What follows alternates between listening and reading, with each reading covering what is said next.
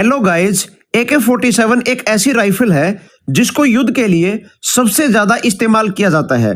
इस वीडियो में हम आपको पूरे विस्तार से ये समझाएंगे कि AK-47 कैसे काम करती है। AK-47 के मैगजीन में लगभग 30 से 40 राउंड आते हैं। जब भी पहली बार फायर करना होता है तो गोली चलाने के लिए लोडेड मैगजीन को AK-47 से जोड़ा जाता है। ये साइड में एक चार्जिंग हैंडल लगा होता है जिसको पीछे खींचकर छोड़ दिया जाता है और फिर ट्रिगर को दबाया जाता है। और ये जो सेफ्टी लीवर लगा होता है इसकी मदद से AK-47 को हम सेफ मोड पर भी लगा सकते हैं। इसको ऊपर करने के बाद चार्जिंग हैंडल पीछे नहीं आता और AK-47 लोड नहीं होती, यानी सेफ मोड पर रहती है। और ये AK-47 का पूरा ट्रिगर मैकेनिज्म दिया हुआ है। जब AK-47 के लीवर को ऊपर किया जाता है यानी सेम मोड पर लगाया जाता है तो ट्रिगर लॉक हो जाता है और ट्रिगर को आप दबा ही नहीं पाएंगे। और जब सेफ्टी लीवर नीचे होती है तो ट्रिगर फ्री हो जाता है और हम इसको आसानी से दबा सकते हैं। और इस समय AK-47 सेमी ऑटोमेटिक मोड पर होती है। जब ट्रिगर को दबाया जाता है तो ये हैमर फायरिंग पिन पर धक्का मारता है और फायरिंग के बाद बोल्ट कैरियर अपने आप पीछे आ जाता है। और यह सब होता है इस स्प्रिंग की वजह से। और यह प्रोसेस बार बार चलती रहती है और मैगजीन का पूरा राउंड फायर हो जाता है।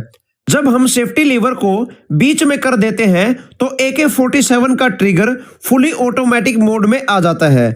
जब हम एक बार फायरिंग करते हैं तो जब भी हैमर फायरिंग पिन पर टकराकर वापस आएगा तो ये ट्रिगर के डिस्कनेक्टर में नहीं फंसेगा और स्प्रिंग के खिंचाव की वजह से लोडेड रहेगा और फ्री होने की वजह से बार बार फायरिंग पिन से टकराएगा और फायरिंग होती रहेगी। चलिए अब हम जानते हैं कि फायरिंग के दौरान कारतूस मैगजीन के ऊपर बैरल में कैसे आते हैं। जब बोल्ट कैरियर वापस आता है तो बोल्ट कैरियर में लगा हुआ बोल्ट कारतूस को मैगजीन में से निकालकर बैरल में धकेल देता है। और यह प्रोसेस तब रिपीट होती है जब हैमर बोल्ट कैरियर को आगे धकेलेगा। जैसे ही कारतूस मैगजीन से बैरल में आ जाएगी तो AK-47 फायरिंग के लिए तैयार हो जाती है।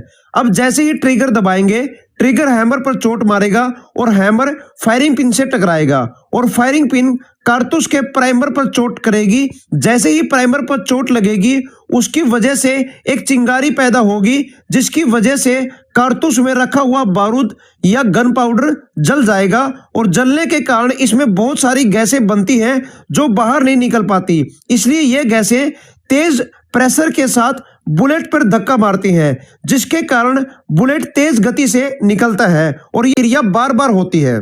और जैसे ही ये गैसें बाहर जाती होती हैं तो इस रास्ते में ये गैसें गैस पिस्टन को भी पीछे धकेल देती हैं और इस गैस पिस्टन से बोल्ट कैरियर जुड़ा होता है जिसकी वजह से ये भी गैस पिस्टन के पीछे आने के कारण पीछे हो जाता है।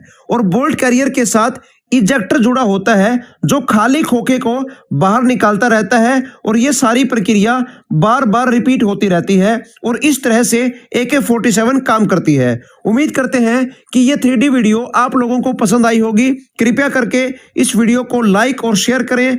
आप सभी लोगों का धन्यवाद।